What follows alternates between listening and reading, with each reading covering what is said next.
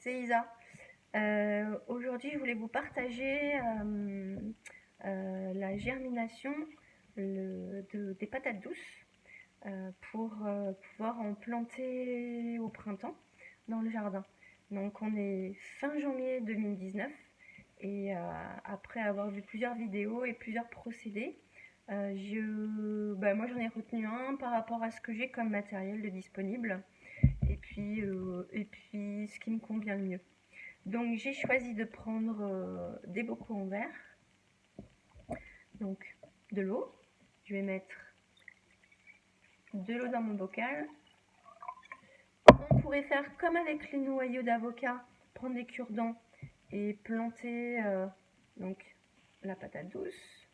Tac. Moi j'ai choisi de faire comme ça. Donc il faudrait que la patate douce ait suffisamment d'eau pour qu'au moins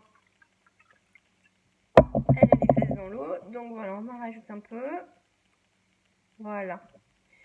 Et ça, moi j'ai choisi de la mettre là, à la maison. Plusieurs. Et normalement, ce qui va se passer, c'est que voilà, hop, en voilà une autre. Tac.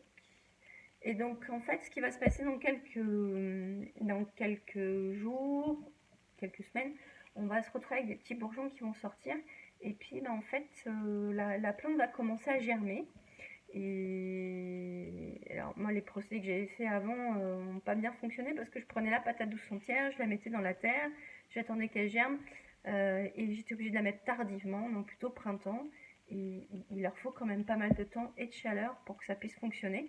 Là, l'avantage de cette procédure-là, c'est qu'on est fin janvier, qu'on va partir donc de germes, et ces germes-là, c'est eux qu'on va ôter de la patate douce et qu'on va aller planter en terre. Et donc, je pense qu'on va gagner au niveau du temps et du temps de mise en terre.